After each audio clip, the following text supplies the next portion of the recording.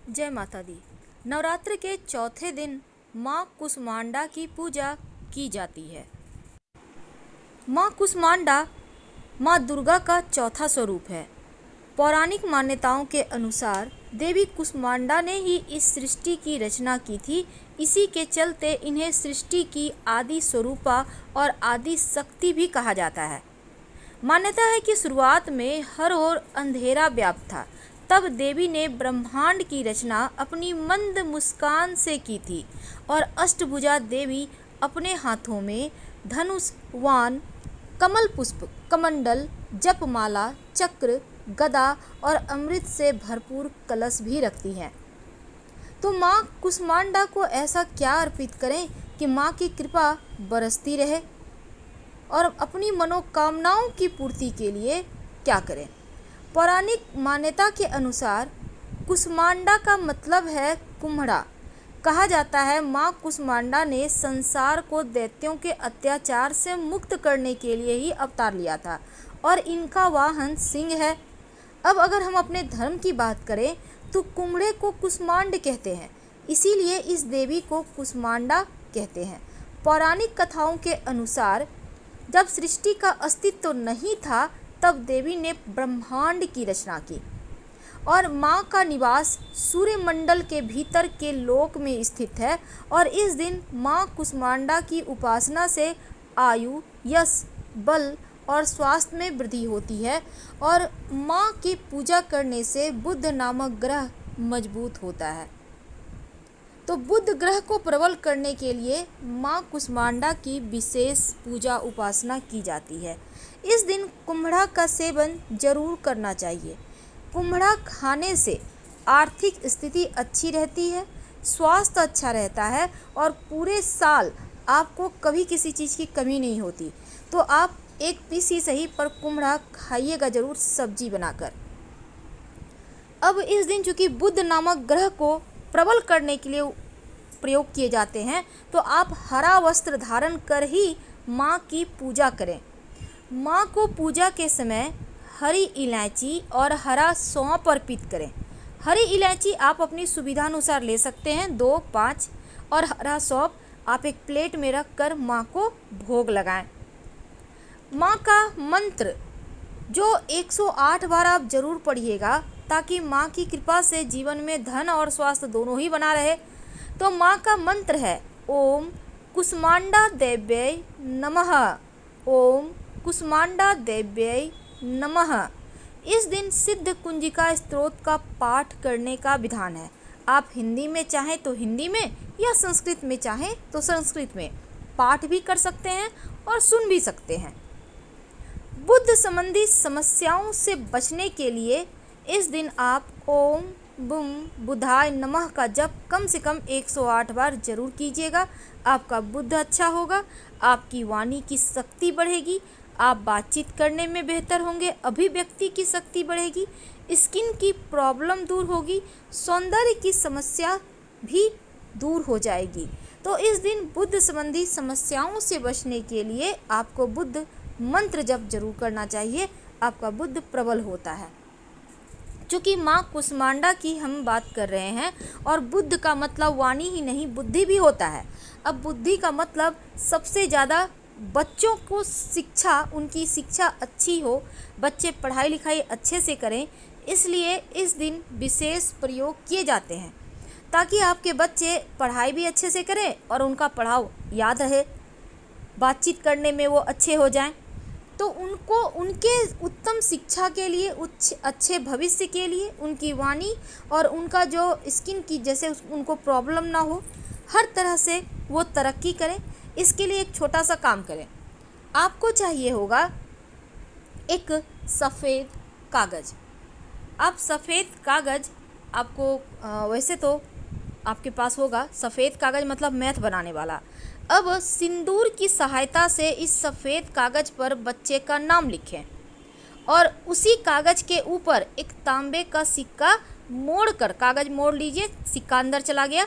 अब माँ के सामने रख दें। अगले दिन इस सिक्के को जो आपने कागज़ में लपेट कर माँ को भेंट किया है उसको उठाइए और बच्चों के बैग में या बच्चों के पर्स में रख दें। आप देखिएगा पूरा साल आपका बच्चा बहुत अच्छा करेगा, उनका तेज बढ़ेगा, यश बढ़ेगा, पढ़ाई लिखाई उनकी बेहतर होगी। ये तो थी कि बच्चों की शिक्षा के लिए आप बच्चों का बुद्धि को कैसे बेहतर करें और माँ का आशीर्वाद कैसे बरसे। अब हम बात करेंगे कि माँ को भोग क्या लगाएं। देखिए, इस दिन माँ को कुम्हड़े का भोग लगाने का विधान है। संभव हो तो एक कुम्हड़ा खरीद कर पास के किसी मंदिर में जाकर रखाएं। दूसरा, माँ को हलवे का भोग लगाया जाता है। कोई भी हलवा, बेसन वगैरह का हलवा बनाकर माँ को भोग लगा सकते हैं। चना का और गुड़ का भी भोग माँ को लगाया जाता है। वैसे आप अपनी सुविधा के अनुसार ही भोग लगाइए और माँ को सौभाग्य की सामग्री जरूर अर्पित कीजिएगा। ये आज के दिन करना चाहिए।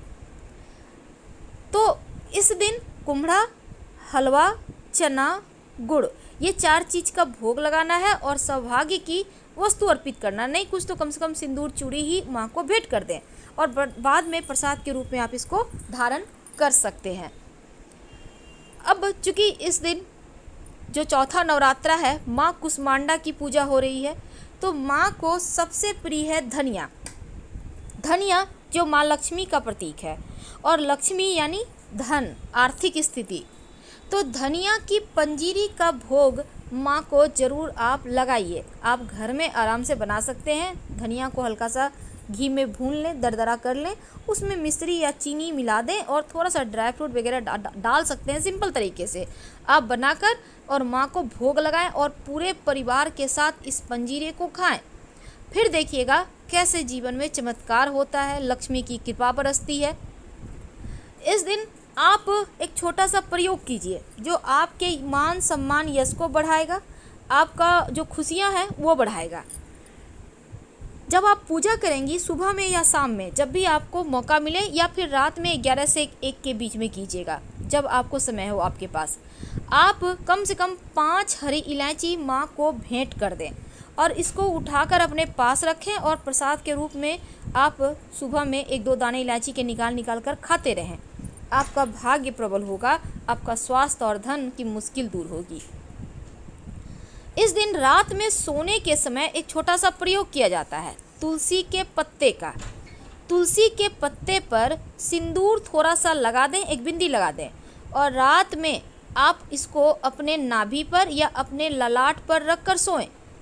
मान्यता है ऐसा करने से माँ के दर्शन होते हैं और माँ के दर्शन से जीवन की बाधाएं समाप्त होती हैं।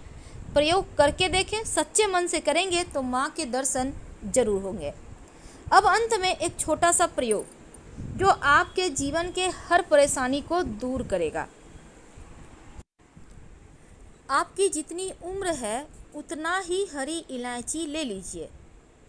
जितनी उम्र है आपकी उतना ही हरी इलायची लें। अब इसको आप सामने में रखें।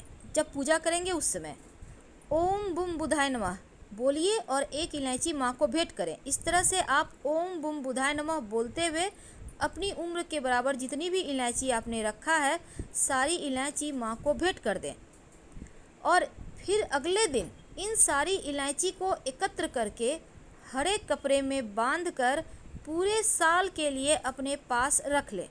आपका बुद्धि प्रबल हो जाएगा और पूरे साल आपको रखना है। अगले साल अगर सब कुछ ठीक है, अच्छा है, तो आप उसको खा सकते हैं।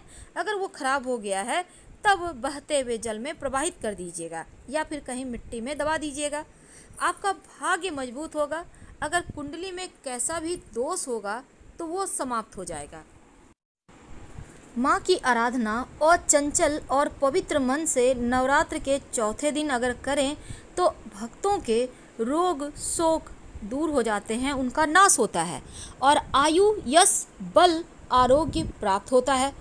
देवी अत्यल्प सेवा और भक्ति से ही प्रसन्न होकर आशीर्वाद देती हैं और सच्चे मन से पूजा करने वालों को सुगमता से पद प्राप्त हो जाता है। अगर विधि विधान से माँ की पूजा करें तो कम समय में ही कृपा का सूक्ष्म आभास अनुभव होने लगेगा। तो माँ जो हैं कुष्मांडा देवी आधियों व्याधियों से मुक्त करती हैं, सुख समृद्धि उन्नति प्रदान करती हैं और इस देवी की उपासना में भक्तों को सदैव इनकी उपासना करने के लिए तत्पर रहना चाहिए तन मन धन से। तो हम आपसे विदा लेते हैं। हर हर महादेव। जानकारी अच्छी लगे तो लाइक कर सब्सक्राइब जरूर करें, अपनों से शेयर करें और कमेंट में हर हर महादेव जरूर लिखें।